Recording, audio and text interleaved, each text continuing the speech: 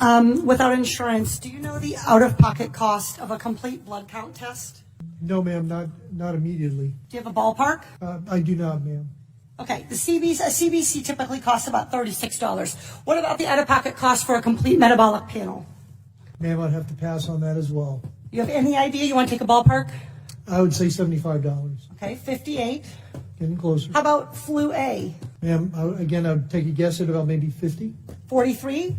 This is like the Price is Right. Flu B? I would probably say 44. That's good.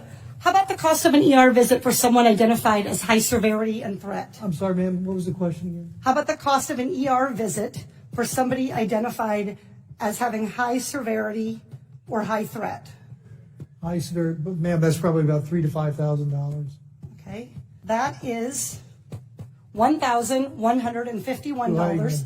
This all totals up to $1,331. That's assuming they aren't kept in isolation. Isolation can add up for one family already, $4,000. And fear of these costs are going to keep people from being tested, from getting the care they need, and from keeping their communities safe. We live in a world where 40% of Americans cannot even afford a $400 unexpected expense. We live in a world where 33% of Americans put off medical treatment last year.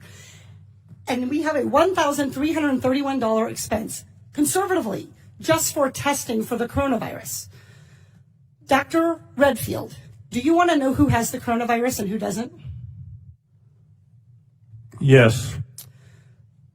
Not just rich people, but everybody who might have the virus? All of America. Dr. Redfield, are you familiar with 42 CFR 71.30, excuse me?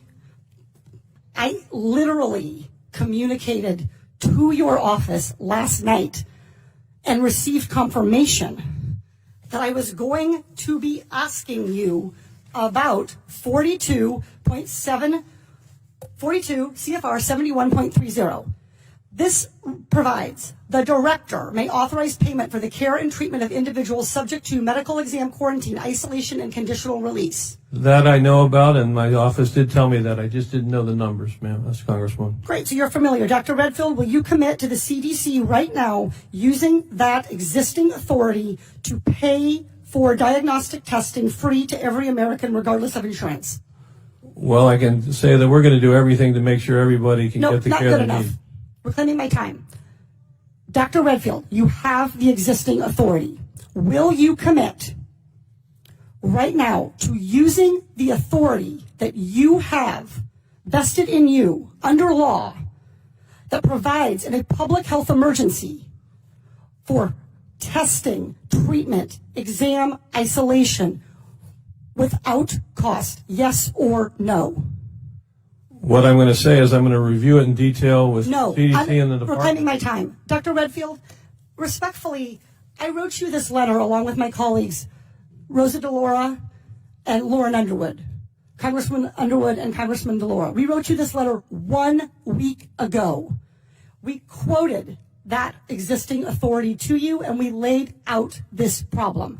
We asked for a response yesterday. The deadline and the time for delay has passed. Will you commit to invoking your existing authority under 42 CFR 71.30 to provide for coronavirus testing for every American regardless of insurance coverage?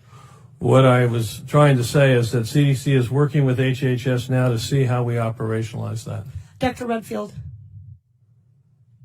I hope that answer weighs heavily on you, because it is going to weigh very heavily on me and on every American family. Our intent is to make sure every American gets the care and treatment they need at this time of this major epidemic, and I'm currently working with HHS to see how to best operationalize it. Dr. Redfield, you don't need to do any work to operationalize. You need to make a commitment to the American people so they come in to get tested.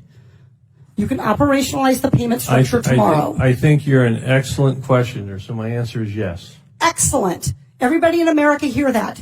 You are eligible to go get tested for coronavirus and have that covered regardless of insurance. Please, if you believe you have the illness, follow precautions. Call first. Do everything the CDC and Dr. Fauci, God bless you, for guiding Americans in this time.